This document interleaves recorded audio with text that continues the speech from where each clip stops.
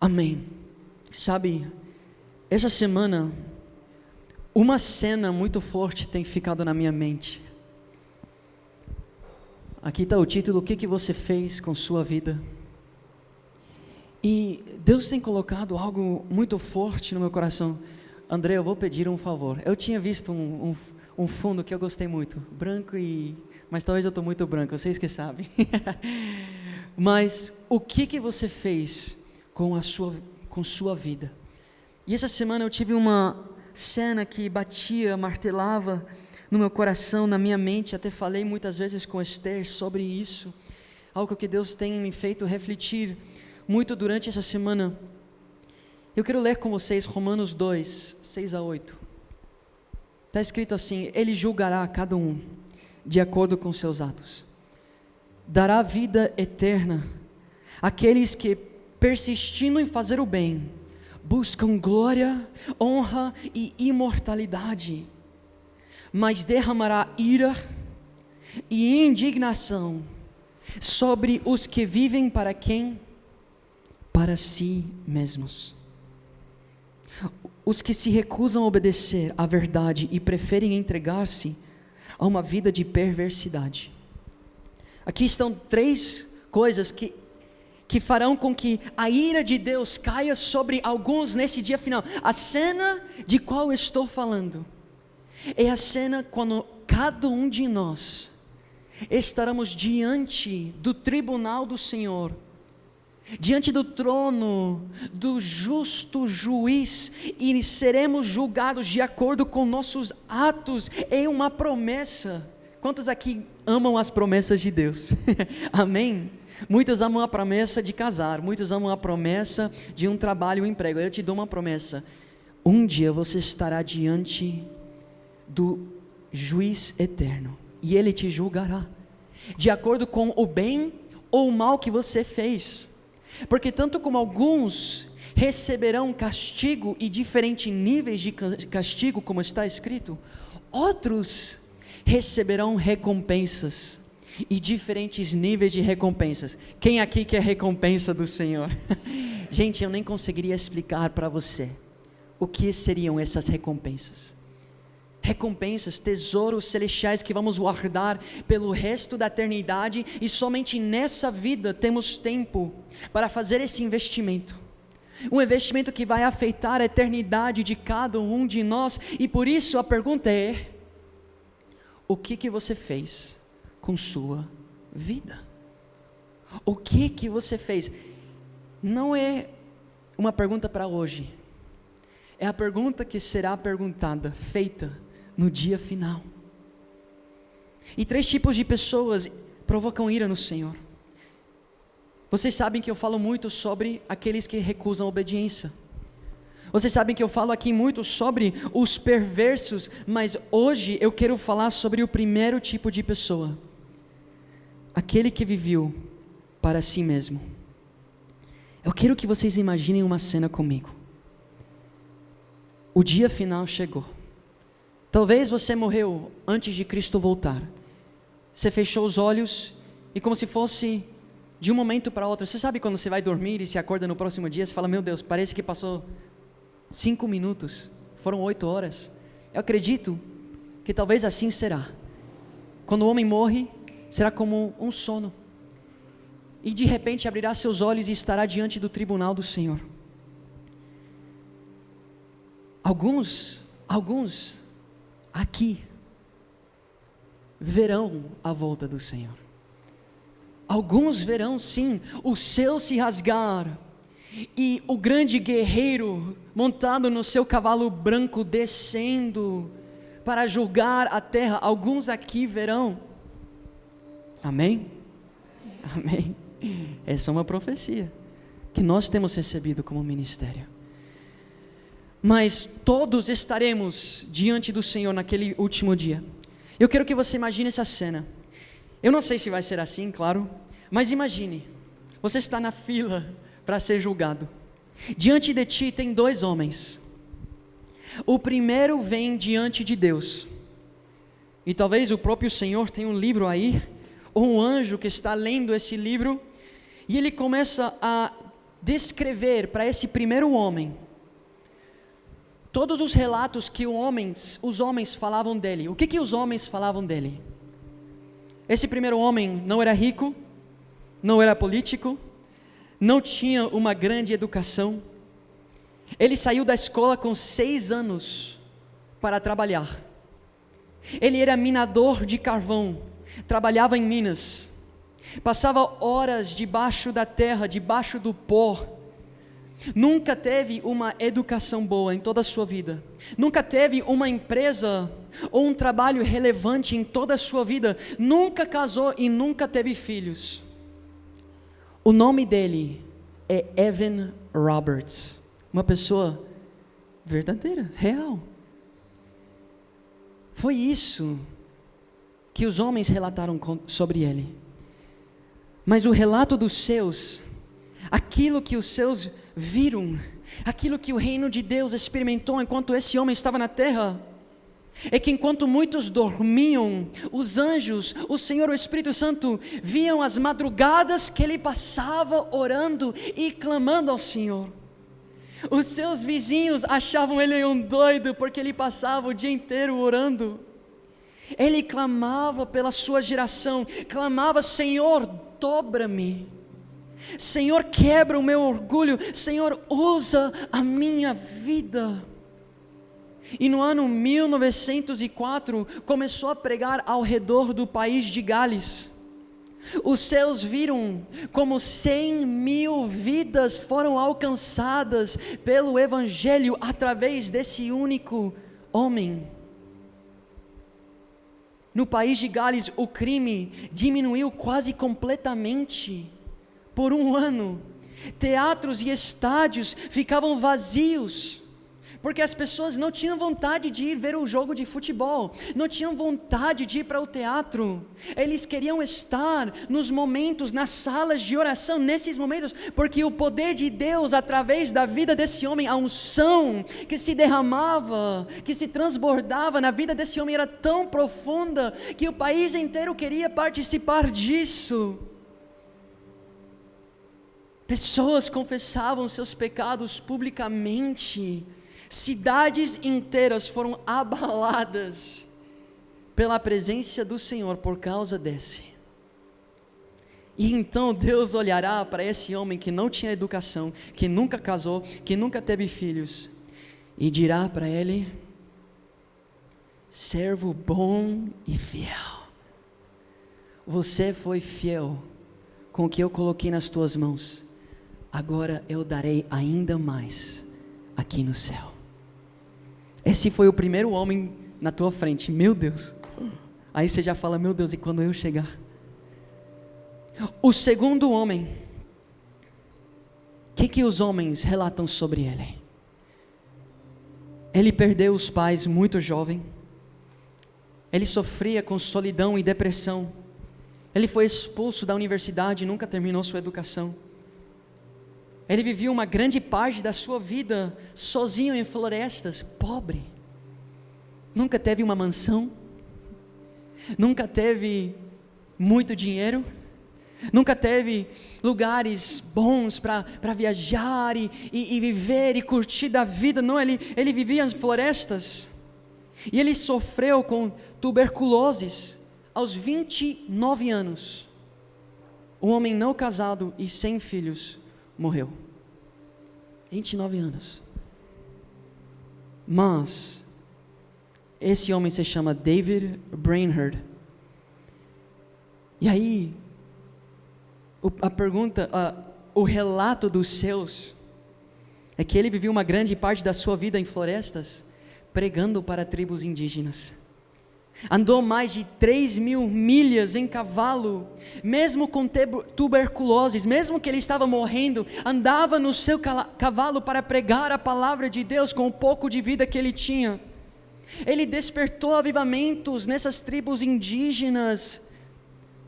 Imagina, lugares onde as pessoas se entregavam a todo tipo de paganismo, perversidade, culturas que são totalmente idólatras, culturas ignorantes sendo avivadas pelo Senhor. ele deixou um legado e uma vida de oração ousada. Os relatos que ele escreveu impactaram, ele escreveu relatos e impactaram homens como William Carey, Henry Martin, Jim Elliot e outros missionários. São missionários reconhecidos, inspirando missionários no mundo inteiro. E aí o Senhor olha e dirá para algum como esse: uau, servo bom e fiel. Aqui eu estou falando com a hipótese que viveram vidas santas, né? De verdade. E agora, você é colocado diante do Senhor. Você viveu uma longa vida. O que será dito de você? Que você terminou e recebeu um diploma de uma boa universidade? Que você conseguiu ter um salário legal? Construir uma boa empresa? Que você tinha uma casa boa? Uma família linda? O que será de ti? Nesse dia, quando você viveu para si mesmo, porque todas essas coisas é para si mesmo. Mateus 6, 19 e 21 diz: não ajuntem tesouros aqui na terra, onde as traças e a ferrugem os destroem, e onde ladrões arrombam casas e os furtam. Ajuntem seus tesouros no céu, onde traças e ferrugem não destroem, e onde ladrões não arrombam nem furtam. Onde seu tesouro estiver, ali também estará seu coração. E tudo que você viver para acumular nessa terra será completamente destruído. Mas aquilo que você fizer para o reino ecoará por toda a eternidade. Permanecerá por toda a eternidade. E a pergunta é: quem que você quer ser? Sabe, eu conheço um casal onde o jovem, o homem do casal, ele tem dedicado sua vida a servir o Senhor. Ele não tem uma boa empresa, ele não tem bons estudos, ele nem terminou o ensino médio. Ele tem dedicado sua vida a servir o Senhor. A menina está noiva com ele, e essa menina vem de uma família que tem condições. E um parente dessa menina falou para ela: não case com esse jovem. Esse jovem não tem dinheiro. Não case para esse jovem, ele não vai poder proporcionar para você uma vida boa. Não case com ele. E isso deixou essa menina muito mal. Imagina a tua própria família, pessoas que você ama, dizendo para você. Ela tentou explicar, mas não é sobre dinheiro. Não é sobre dinheiro. Olha o coração dele, olha a vida que ele vive, o exemplo que ele deixa para uma geração. E passou o tempo, e aquele homem que falou com essa menina essas palavras, ele acabou, o homem velho, sendo internado. E estava na beira da morte. Esse homem, pela graça e misericórdia de Deus, recebeu o Evangelho, se arrependeu, e nos últimos minutos, as últimas horas, os últimos dias da sua vida, entrou no reino dos céus. Como diz a Bíblia, apenas recebeu o Senhor como seu único Salvador, mas passou sua vida inteira acumulando tesouros na terra, e entrará no céu com nenhuma recompensa, apenas como passando por fogo, diz a Bíblia. Esse homem um dia estava assinando o que vai repartir pelos filhos que certamente vão pegar aquilo que ele acumulou toda a vida e vender, para poder suprir para sua família e os outros. E essa menina estava falando com a esposa desse homem, e ela falou: Você lembra o que o teu esposo falou sobre o meu noivo? Quando disse que ele não teria nada nessa terra para oferecer para mim? Bem, ela falou: o seu esposo vai entrar no céu, graças a Deus, mas terá nenhuma recompensa. Enquanto o meu esposo talvez não vai poder prover para mim tudo que o seu proveu para ti, mas ele e eu teremos muitos tesouros no céu. Glória a Deus. Hoje eu estava com um novo jovem aqui que está vindo da universidade, a gente estava falando sobre aquele dia, o que será dito da nossa vida, e eu penso nisso todos os dias. Até eu estava falando com um dos voluntários aqui, Gamaliel, que veio lá da sua cidade para estar aqui. Ele sabe que vamos estar aqui por pouco tempo, porque depois vamos ir para as outras cidades onde Deus nos chamou, mas não se preocupe, vamos estar voltando, assim como os nossos pastores. Vocês vão estar aqui com pessoas para cuidar, para alimentar, como todos que são parte do nosso ministério têm. Teremos pastores aqui e eu voltarei muito, porque eu sei que vocês vão ficar com muita saudade. Vamos, gente. Porque eu sei que eu vou voltar e a universidade vai estar ainda incendiada pelo fogo que a gente deixou lá. Eu vou ficar com saudade de entrar nessa universidade que um dia estava totalmente morta, mas agora todas as semanas se ajunta para adorar o Senhor. Esse é meu sonho, é isso que eu quero ver. Mas eu falei para o Gamaliel: Gama, o tempo está se esgotando e logo sairemos de Salto del Guairá. E quando estivermos no avião, ou no ônibus, ou no carro, indo para a próxima cidade, iremos olhar para trás e nos perguntar: o que deixamos lá? O que fizemos com o tempo que tivemos lá no Salto del Guairá? O que fizemos diante de tantas pessoas padecendo e morrendo? Como foi o nosso clamor? Quanto jejuamos? Quanto saímos pelas ruas a pregar e evangelizar? E isso tem me consumido.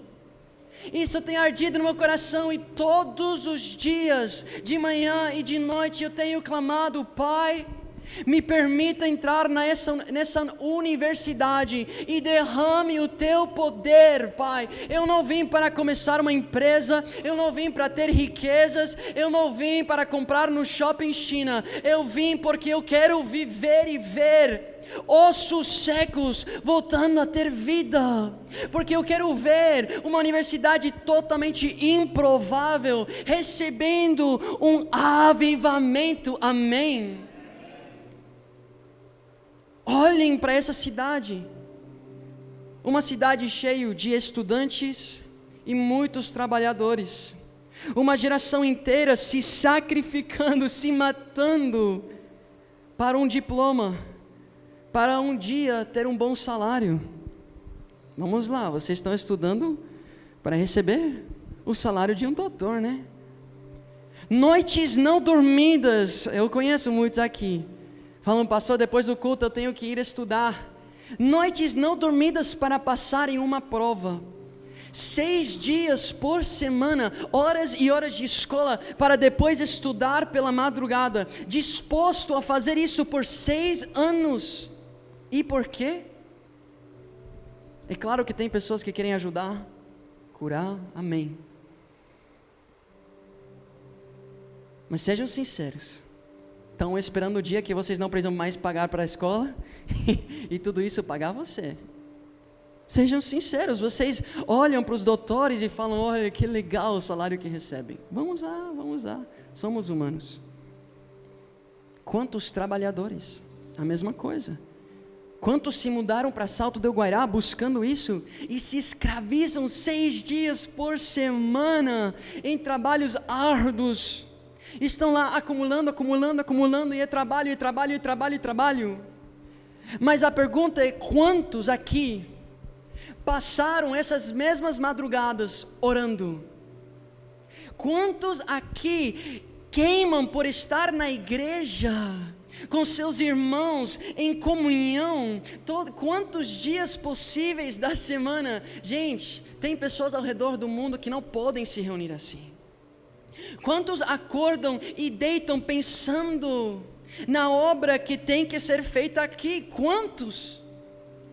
Quantos de fato têm esse fardo pelo que é eterno? Quantos de fato têm esse senso de tempo e dizem: meu Deus, o tempo está se esgotando? Poucos. Sabe por quê? Porque ainda não entendem sobre eternidade. Ainda tem os olhos, e quando você tenta sonhar e ter visão, você só consegue olhar pelo que viveremos nessa terra, quando é um tempo tão pequeno, comparado ao que é a eternidade. E pessoas gastam suas vidas inteiras, trabalhando, estudando e vivendo por isso aqui, quando deveriam estar vivendo suas vidas, fazendo o melhor investimento possível, investindo nos tesouros eternos, tesouros celestiais. O que adianta estudar por 6 anos aqui, no Salto del Guairá? O que adianta vocês, jovens que estão estudando, passar anos e anos estudando, se esses anos foram lembrados como o tempo onde você mais estava longe de Deus? O que adianta passar 6 anos aqui, olhar para trás e dizer: meu Deus, quase me perdi totalmente, meu Deus, quanta besteira, quantas festas, quantos eventos seculares, quanto eu bebi, quanto eu fumei, quanto me entreguei à imoralidade, meu Deus, eu perdi 6 anos da minha vida. 6 anos onde eu menos orava, 6 anos onde eu menos buscava Deus. O que adianta, gente, trabalhar tão arduamente, se esse trabalho será lembrado como aquilo que apagou a sua vida espiritual? Não acumulem tesouros na terra, acumulem tesouros celestiais. Mas aí você talvez está pensando: será que o pastor quer que eu abandone a escola? Será que o pastor quer que eu abandone o trabalho? Não é isso, não. O que eu estou dizendo é: imagina se esses 6 anos que você tiver aqui foram lembrados como os dias onde talvez sim, você estava mais cansado na tua vida, mas os dias onde Deus mais te fortaleceu. Porque a Bíblia diz: onde somos fracos, aí Ele se torna forte.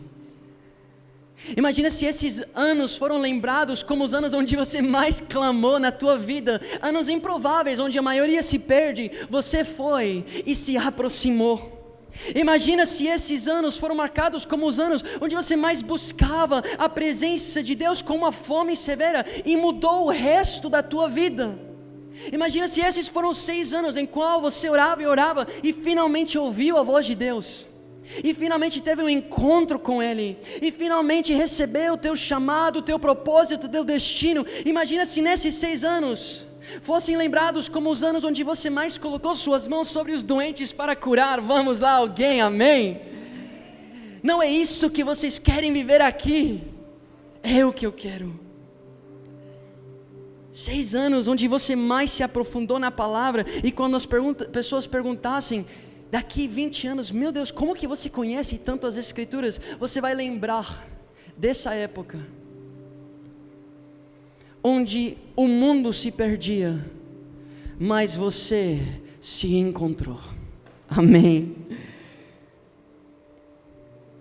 Será que vocês querem olhar para trás e dizer: ganhei uma diploma? Ou será que vocês querem olhar para trás e dizer: eu vivi um avivamento, eu experimentei o derramar do poder de Deus, eu fui usado para incendiar uma cidade inteira? Sabe o que acontece? Quando você acumula tesouros na terra, passarão. Mas se você passar esses 6 anos acumulando tesouros celestiais, nunca mais se perderão. Serão guardados para a sua eternidade. E nesse dia, se você for santo, se você for obediente, se você for fiel, tu ouvirás: servo bom e fiel. Qual é a moeda de investimento celestial? Quando você está querendo investir no mercado, tem o Bitcoin, né? Aí você quer comprar o Bitcoin. Mas para comprar o Bitcoin, você precisa usar o quê? Dinheiro. Seu cartão. Qual é esse cartão celestial para investir em tesouros celestiais? Qual é essa moeda, esse dinheiro que você fala: vou pagar com isso e eu vou receber de volta algo? Para recebermos tesouros celestiais, a moeda de troca é obediência, é santidade, é uma vida de oração, é fome pela palavra, é o serviço. Jesus disse: você quer ser o maior nos céus, você tem que ser o menor na terra. É o sacrifício, é a fidelidade, é a honra. São almas a qual você pregou, a qual você gastou sua vida discipulando, cuidando, abençoando, servindo, não apenas chamando para encher um culto, mas de fato pastoreando e cuidando. Sementes plantadas. Fé. Precisamos de fé.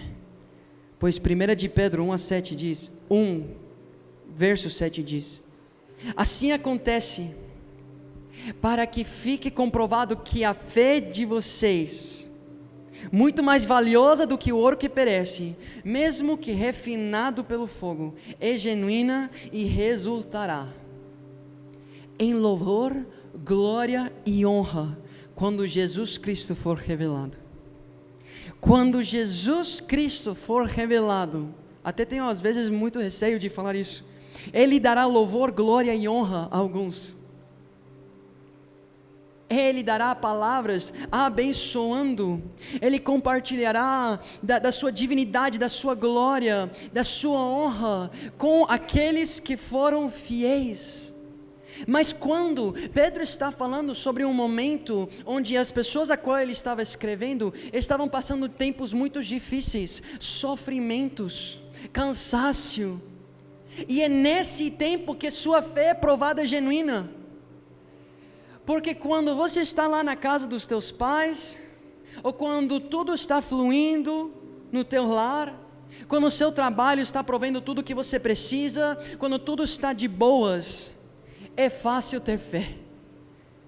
Ninguém precisa fé quando os peixes estão entrando no barco e o céu está claro. A fé é necessária quando você está o dia inteiro pescando, cansado, e não conseguiu pegar nada. A fé é necessária quando tormenta vem e seu barco não está aguentando mais, e aí você precisa, é necessário, é o que Jesus busca. Por isso Ele permite as tormentas, as dificuldades, as provas na tua vida, para ver como que Ele age. Será que Ele é mais movido pela tormenta a temer? Ou será que Ele é mais movido pelo meu poder e tem fé? Será que Ele é mais movido por aquilo que Ele lembra que eu já fiz e que ainda farei na sua vida? Será que Ele lembra que quando Ele está mais cansado eu posso fortalecer Ele? Será que Ele lembra que quando nada faz sentido a minha paz transcende todo o entendimento? Será que Ele lembra que quando a provisão parece não aparecer, Ele pode fazer maná cair do céu? Será que você lembra em meio às dificuldades isso? Ou será que você deixa com que a prova te desaprove? Com que as dificuldades façam com que você se afaste do Senhor? Eu sei que vocês trabalham muito bem. Eu sei que vocês são alunos fiéis. Mas o que adianta ganhar o mundo e perder a tua alma? O que adiantaria no dia final o teu professor ter gostado de ti, mas ser rejeitado pelo Rei Eterno? A Bíblia diz: procure primeiro o reino de Deus acima de tudo. Se você tivesse uma prova ou um trabalho às 6 horas da manhã, você acordaria cedo para se preparar, para tomar seu banho, para tomar seu café, e você chegaria lá para o compromisso. Por que muitos não fazem a mesma coisa com a palavra? Por que muitos não fazem a mesma coisa com o reino de Deus? O salmista diz: de dia e noite medito na tua palavra, e o salmista diz: e a tua palavra é uma lâmpada aos meus pés, e muitos aqui estão andando cegamente, e por isso nada está dando certo, porque você não tem a lâmpada, então você pisa em qualquer lado, nas armadilhas, no caminho perverso, porque a luz da palavra não te acompanha, e por isso a tua mente fica tanto nas coisas terrenas, como se você tivesse fome. Porque sabe o que? A fé vem de onde? A fé vem de onde? A fé para passar na prova vem de onde? Alguém sabe? A fé vem de ouvir, e ouvir da palavra de Deus. Por isso muitos aqui são fracos na fé, porque não conhecem a palavra. Mas,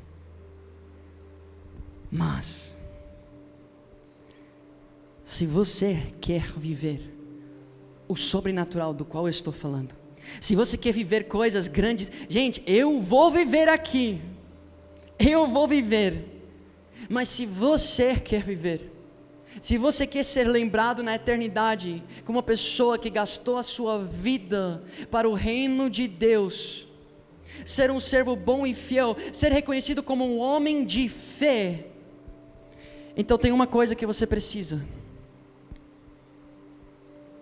fome.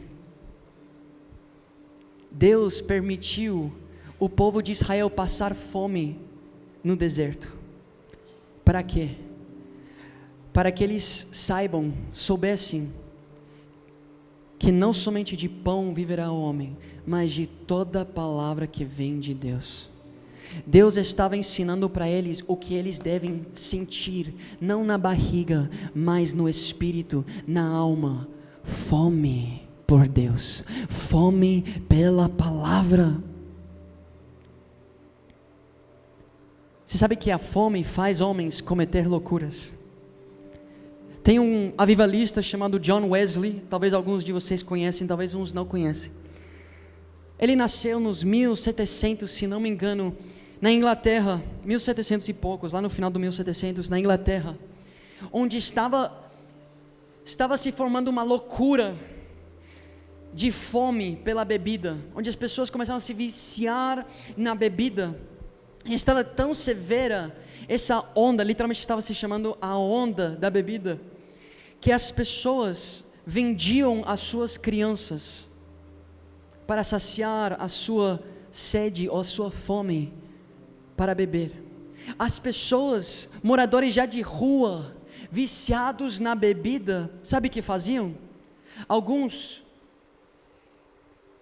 colocavam um garfo, uma faca no olho da criança recém-nascida, para que as pessoas pudessem ver uma pessoa necessitada com um bebê muito necessitado, e davam mais dinheiro para eles. Pessoas quebravam os braços dos bebês, para que quando pedissem dinheiro receberiam mais. A fome faz o homem fazer loucuras.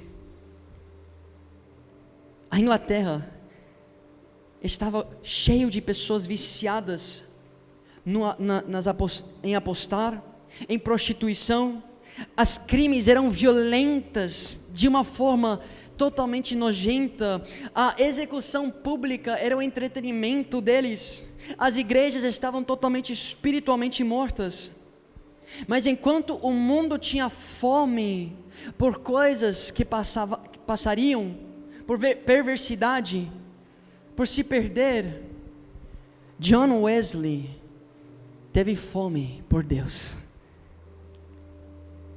John Wesley começou a buscar profundamente ao Senhor quando ele reconheceu. Um dia ele percebeu que não conhecia a Deus verdadeiramente. Um dia ele estava num culto assim e reconheceu que não tinha fome. Então isso gerou nele fome. Isso gerou nele. Você sabe quando você está trabalhando muito e as horas passam, e aí você percebe que você não comeu o dia inteiro e aí começa a dar fome? Porque quando você está distraído até por um bom tempo, é possível você negar essa fome porque você está distraído. Mas chega um momento onde alguém te lembra, fala: fulano, você não comeu o dia inteiro, e você se sente tão vazio. E você fala: eu preciso me alimentar. Bem, tem pessoas assim aqui hoje, que talvez você está estudando e trabalhando por muito tempo, sem perceber que não está se alimentando. Sem perceber que existe um vazio no teu interior, e esse vazio só pode ser preenchido pela palavra de Deus, pela presença de Deus, por uma vida de oração, por uma vida de devoção, pela comunhão com os irmãos, por uma vida de jejum e sacrifício. Pois foi isso que o John Wesley percebeu, e ele começou a se dedicar profundamente a viver a vida de um homem faminto por Deus, até que a fome por Deus se tornou em uma fome para levar a Deus aos outros. Essa fome que eu sinto no meu coração dia e noite, essa fome que me perturba dia e noite, a fome de ver um mover de Deus aqui na terra, a fome de ver pessoas sendo resgatadas da morte, a fome de ver jovens se separando, homens e mulheres se separando, se consagrando para o Senhor. Mas o que aconteceu é que as igrejas não queriam que ele pregasse, as igrejas não queriam a palavra do John Wesley, e então ele começou a pregar nos campos, nas ruas, nos mercados, nas minas, até que eventualmente 10 mil, 20 mil pessoas se ajuntavam para ouvir a mensagem do avivamento. Os historiadores calculam que ele pregou perto de 40 mil sermões, que ele andou perto de 400 mil quilômetros de cavalo para pregar o Evangelho de Cristo. E o que ele pregava? Meus lindinhos, meus fofinhos. Não. Ele dizia: arrependam-se. Ele dizia: obedeçam. Ele dizia: tenham fome. Porque, gente, não é sobre quanto você sabe hoje, não é sobre quanto você conhece da palavra hoje, não é sobre quem você é hoje, mas é sobre quanta fome você tem para conhecer, quanta fome você tem para ser usado, quanta fome você tem, porque se você tiver fome, Ele te alimentará. Amém? A Bíblia diz: Deus é um bom pai e dá bons presentes para os seus filhos, e Ele não dá uma pedra a um filho que está pedindo pão. Só que tem pessoas aqui que não pedem pão dele, e a Bíblia diz: porque não pedem, não recebem. Imagina se você simplesmente começasse a pedir. Não é sobre quão espiritual ou íntimo você é hoje, é sobre quanta fome você tem de ser chamado um homem ou uma mulher íntimo do Senhor. Amém? Pois se você busca, existe uma promessa. Vocês lembram? Vocês gostam de promessas. Se você busca, você achará. Se você busca, você achará. Se você tem fome, Ele te alimentará. Nós estamos no melhor momento possível para ver ao nosso redor um avivamento, pois em meio da morte e em meio de um povo que clama pelos mortos, Deus derrama poder, Deus derrama misericórdia, Deus derrama graça, Deus avivará aqueles que estão ao nosso redor, se assim nós começássemos a queimar, se assim nós começássemos a ser um fogo que aquece os que têm frio. Saiba que nossa geração, assim tem dito o Senhor para nós, assim tem sido profetizado para nós através dos profetas que seguimos, pastor Cris, pastor Lucas. A nossa geração, a sua e a minha geração, é pior do que a geração de Noé. Vocês lembram da geração de Noé? Era tão ruim que Deus se arrependeu de ter feito ela e a destruiu completamente. Bem, a nossa geração é pior.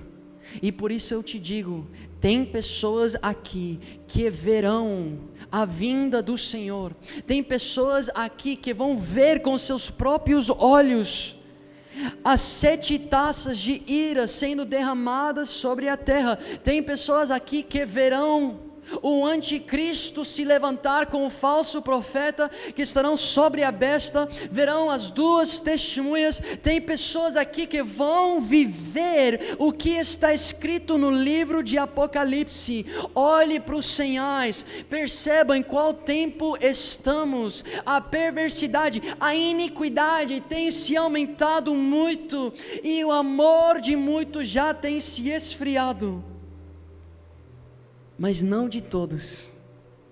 Amém?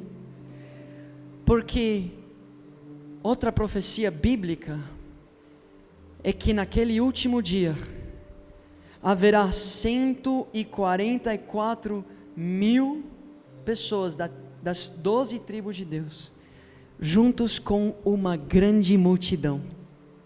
Olha isso, não diz um número específico, simplesmente uma grande multidão. E talvez por causa de eu e de você, essa grande multidão pode ter juntos os nossos familiares, os nossos colegas, pessoas que amamos. Existe uma grande multidão. Enquanto o amor de muitos se esfria, há uma grande multidão que foi avivada.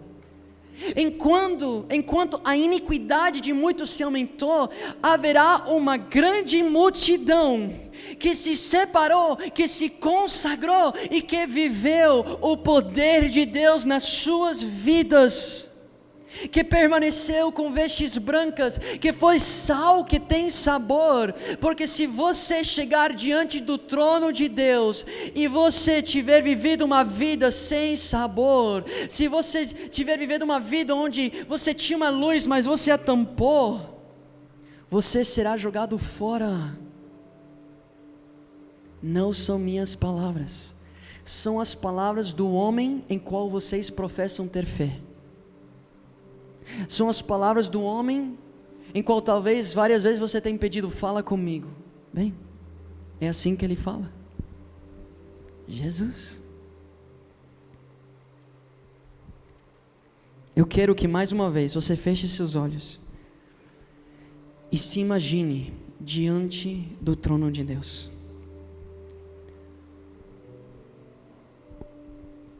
Os 2 homens na tua frente já passaram.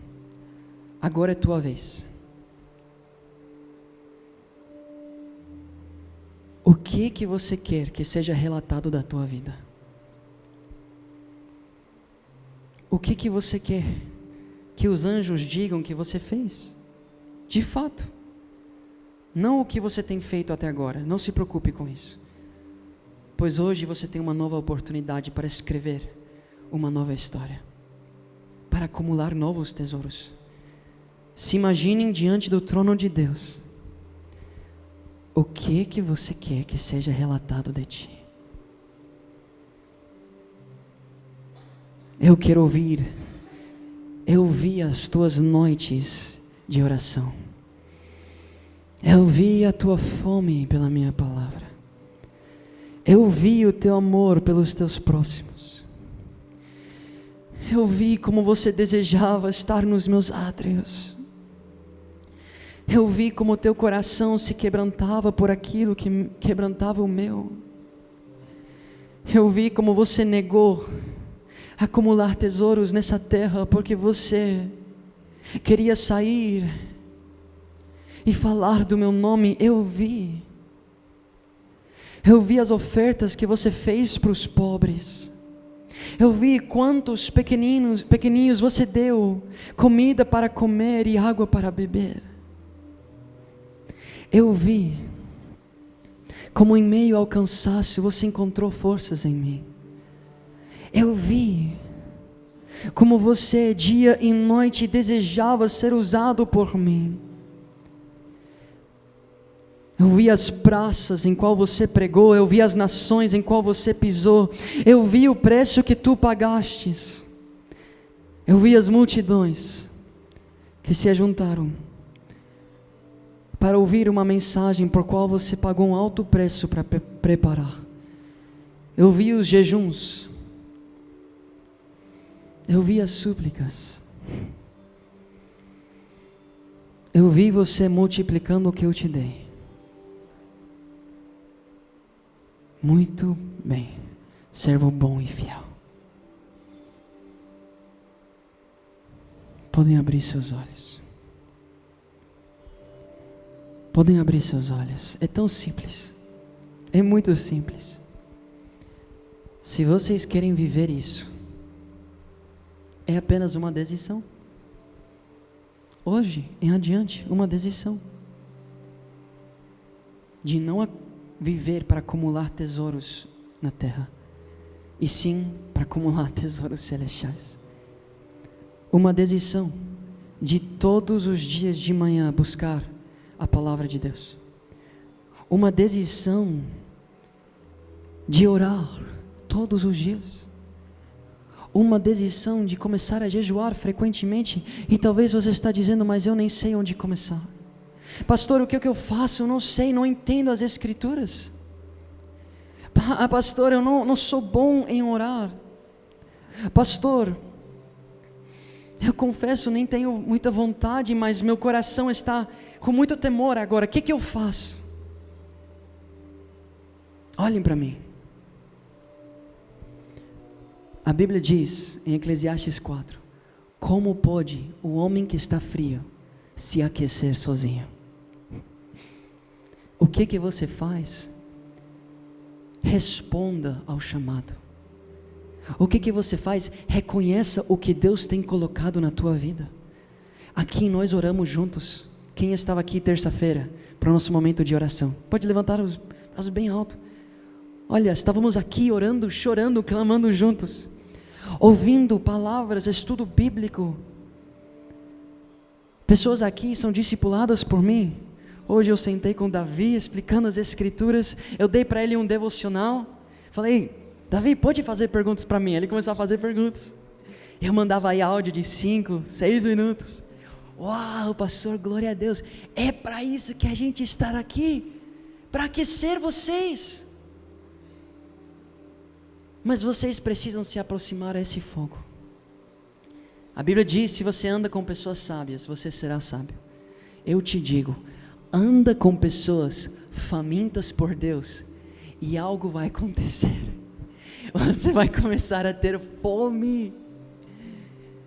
Você sabe quando você fala, não quero comer, aí você vê o seu amigo comendo algo muito gostoso, ou pior, você está jejuando, e você está bem, aí no Instagram você vê uma sobremesa.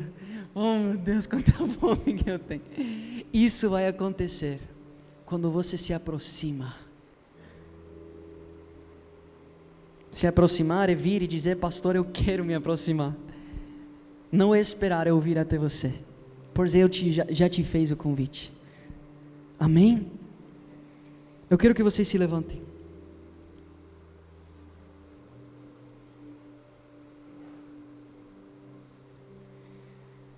Pode continuar tocando. Quero que vocês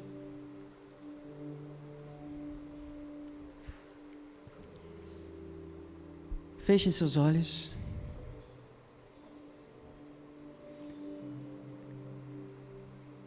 Um dia Isaías estava tendo um encontro com o Senhor. E reconhecendo a sua condição, ele se arrependeu diante do Senhor.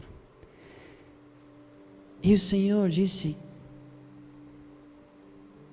para Isaías: quem irá por nós? Quem irá por nós? Ele disse. E Ele está fazendo a mesma pergunta. Quem irá? Quem aceitará esse chamado? Quem aceita pagar um preço para ser enviado? Se for enviado para o seu trabalho, enviado para a sua escola, enviado de volta para a sua cidade, enviado para os Estados Unidos, para a França, para o Egito, para a Síria, para Israel, para o Japão, para o Congo, para as Amazonas. A pergunta dele é simples, mas também é complexa. Quem irá por nós?